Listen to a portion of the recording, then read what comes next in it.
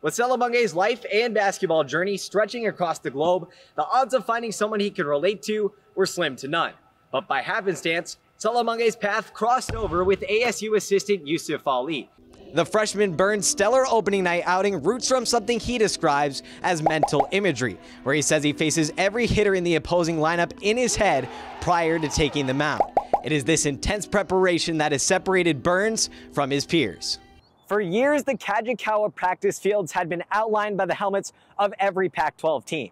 Now just a blank canvas remains, signifying the Sun Devils' transition from the Conference of Champions to the Big 12. Joey going to Oregon State, you going to U of O. Is there any shot shooting every once in a while? That's a lie, yeah. The Pac-12's last dance is a doozy. And what is considered arguably the conference's best rivalry, number 3 Washington meets number 5 Oregon in the most high-stakes Pac-12 title game ever. Throw a lot of curveballs and secondary pitches. So I brought a ball with me today because I know you have a lot of dirty stuff. So can you show us some of your pitch grips and what they are? Okay.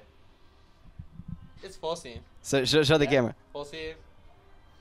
Curveball. Slider. Splitter. Oh, the splitter. That's the dirty one, right? Yeah, you like that one the most? Yeah, I like it. The road to Phoenix starts now as 68 teams across the country begin their dance in the NCAA tournament. Hundreds of workers around the Valley are preparing to welcome the madness to the Valley. And you are the first national champion since the heat in a Sun Devil wrestling singlet. Just to hear that out loud, what kind of comes to mind? It's a shock, you know. At the start of the fourth quarter, Colorado took its first lead of the night on a Shador touchdown pass to Javon Antonio. But after the score, Sanders chucked his mouthpiece into the ASU student section, and the Sun Devils took that personally. Now, I'm no financial advisor, but looking at it right now, Dillingham's better off investing his trust in his defense than gambling on his offense hitting the jackpot. Looking at that 2015 championship team in particular, what made that team stand out above the rest? They were a wrecking crew. You guys have had a slow offensive slump over these past 3 games, but you get the pregame message here from Joey, backs against the wall, knowing the pressure's on you for the playoff push. How much did that motivate you guys coming into this game? Oh, I thought that motivated us hugely. Each week, Arizona State forms its blueprint game plan and carries a box of tools for following the instructions for building a winning structure. Then once game day rolls around, it nails down to finding the right tool to perform each task. Well, they call him prime time for a reason, Kevin. It seems like everywhere he goes, he is the center of attention, and he has caused all the lights to be placed on Colorado. When Longhetto and Zellers aren't putting balls through the uprights, they're usually trying to sink it in the hole. The 2 avid golfers use many of the same strategies from the gridiron out on the course. Teeing up the ball just right, keeping a level swing path, and hitting the ball to its apex. COVID shut down and all of that. You ended up, spending some time starting an apple tree farm. How was that whole experience, and just what drove you to do that? So we got to check in since the pandemic. How have they done? How have they grown? So they've been doing really well. Bobby said he is rolling out the red carpet for his brother Dan this week with his facilities at ASU. And Dan said if Bobby got some of the same resources that him and the other Final Four teams have, he could have a chance of getting back to this stage he became so accustomed to as a player. Over the course of this season, many things have been out of Adam Miller and Sean Phillip Jr.'s control. After transferring together from LSU, the pair of Sun Devils' initial seasons in Tempe have been defined by overcoming obstacles. It was tough. Before the year began, head coach Bobby Hurley described Phillips Jr. as the most gifted front court guy he's ever had. Yet the 7-foot raw talent would see his potential put on pause just 3 games in, upon a sudden injury suffered in his left foot that forced him to miss 8 games.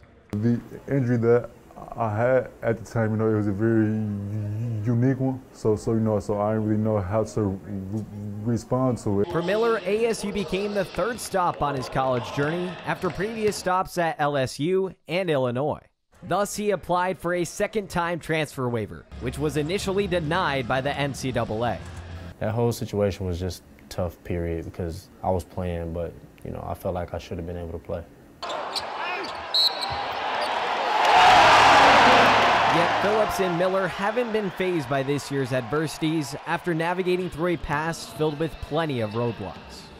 Growing up in Dayton, Ohio, times were hard for Phillips Jr. I'd had a real tough past and a real tough childhood, you know, but I just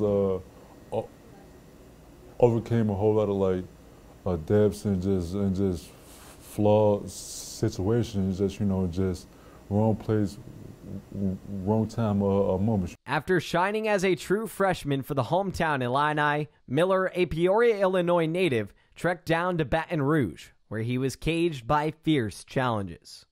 Before he could even take the floor in a Tigers uniform, Miller tore a knee ligament, causing him to miss all of his sophomore season.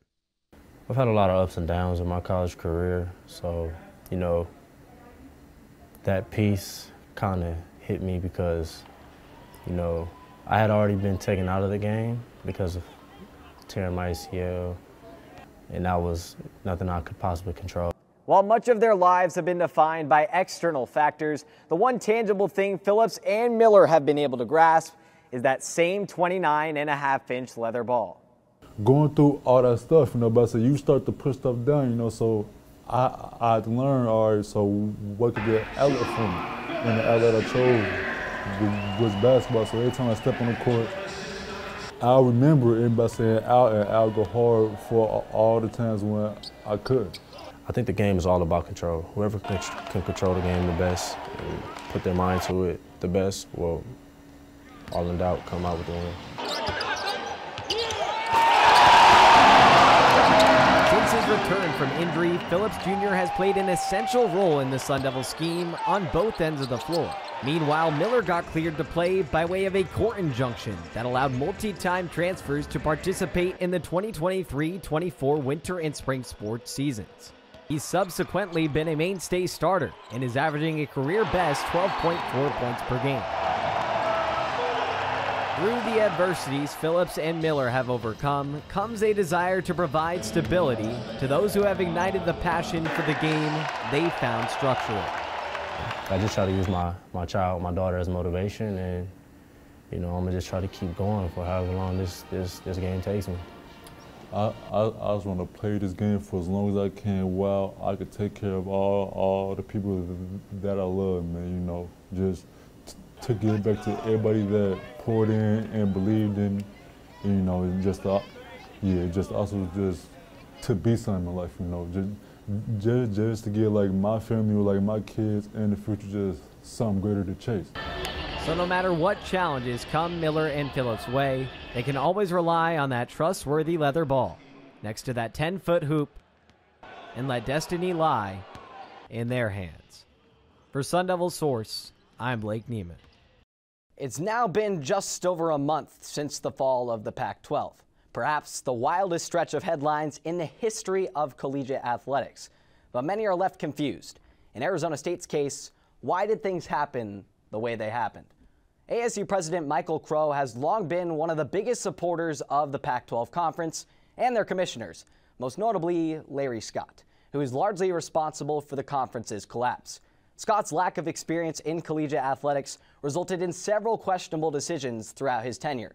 For example, creating the Pac-12 network without any media partners, or scheduling the majority of the conference's games that were televised nationally in the late slot. Hence, we have Pac-12 After Dark. Sometimes Pac-12 After Dawn, like last week's football game. Coming off a dominant 17-9 victory in its Pac-12 opener, ASU lacrosse looks to keep the momentum moving into the most challenging matchup left on its schedule against number 17 USC. As you can see, there's clearly some extra emphasis on this series for both sides. And to help tell us why that is, we bring in WCSN hockey reporter Gabby Chernoff. And Gabby, these two teams played each other a lot through the years, and they've had their fair share of heated exchanges. So can you just catch us up on the rivalry history and its significance? Well, it's not exactly a secret that Tucson is not a friendly place for the Sun Devils. But once upon a time, not too long ago, Arizona State was a force to be reckoned with when they went down to T-Town. Ben Paris takes us back to 2019 in this week's Vault. Arizona State water polo has been almost unstoppable through the early part of its season. The key word, almost. The Sun Devils' lone blemish on their 11-1 record came in a 13-8 loss to number 1 UCLA at the start of the month. Now just a couple weeks later, ASU will have a chance at redemption against the Bruins tomorrow in LA. Arizona State isn't just trying to pave a new era on the gridiron. After losing 3 of its best players in program history, the Sun Devils soccer squad has had some key pieces step up to put together the puzzle the trio left behind. That trend continued yesterday down in Tucson at the Arizona Classic when Syracuse transfer Flo Valancourt notched her first goal in maroon and gold in the top bin of the net to give ASU the 1-0 victory over Utah State. The ding of the victory bell is noise that resembles the joy of every Sun Devil fan. For ASU golfer Wen Yiding, the sound of success screams from his name, shooting up the leaderboard. The freshman Ding shot an absurd 27 under par. In the toughest conference in women's college basketball, it's been difficult for ASU to keep up with the competition, especially being in just the second year under new leadership. The Sun Devils have snagged just a pair of wins in Pac-12 play, including a road dub over UW, who they'll face in a rematch tonight at DFA. So with that, we now bring in WCSN women's basketball reporter Tia Reed. And Tia, what were some of those key factors in ASU getting the win over Washington about 3 weeks back in Seattle? And then on the other end, Neil, an alley-oop to Sean Phillips. Look at that extension, so much oozing potential for Phillips. And Jemiah, we saw the jam earlier. How about some jelly? The early season injuries and struggles have certainly not been ideal for Zeke Jones' squad. But in wrestling, there is no mercy. That could not be truer than tonight as the Sun Devils head to the holy grail of college wrestling in Stillwater to take on the undefeated number 3 Oklahoma State Cowboys. Top of the 6th, bases loaded. Cougars trying to claw back, but the Devils turn 2 and get out of the jam. And then Alicia Debbie with an absolute moonshot. No doubt about it, seals the deal for the Sun Devils, who win the opening game of the tournament 10-6 the final in favor of ASU. Arizona State does not like Alaska Fairbanks very much. The two have battled on the Frozen Front for nearly a decade now, but with ASU moving to the NCHC next season, this may be the last we've seen of this bitter cold rivalry. For a flashback on the flurries between these foes through the years, here's Eric List. It clearly won't be an easy ask for the Devils to pull off a pair of upsets in LA. But hey, March is approaching, which means madness is materializing. With that being said, let's send it out to Max Cepeda at the Galen Center with more on how ASU can come away with a W. The Portapalooza is back in session, and the Sun Devils have already felt the early side effects on the hardwood. Veteran guard and ASU's leading rebounder this season, Jemiah Neal, along with freshmen Braylon Green and Akil Watson, all entered the transfer portal this week, leaving Bobby Hurley with another element to navigate this offseason. On the women's side, former 5-star recruit Treasure Hunt and longtime Sun Devil staple scorer Jaden Simmons will be departing from Tempe for elsewhere. ASU has been slow to adapt to this new NIL era, which has played part in the Sun Devils losing some of their top stars to other, more athletically modernized institutions. We all remember watching that video of Jaden Daniels' teammates trashing his locker after he hit the transfer portal. Now he could be the #1 pick in the NFL draft. Willie Bloomquist said ASU would be better off without former shortstop Luke Hill. Another freshman sensation, the Sun Devils lost to the SEC.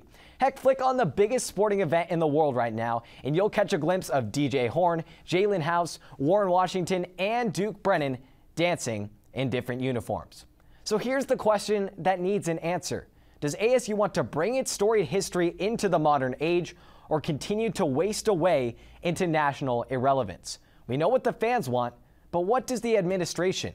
I guess we'll have to wait and see when they get a new AD. And that's the way it is.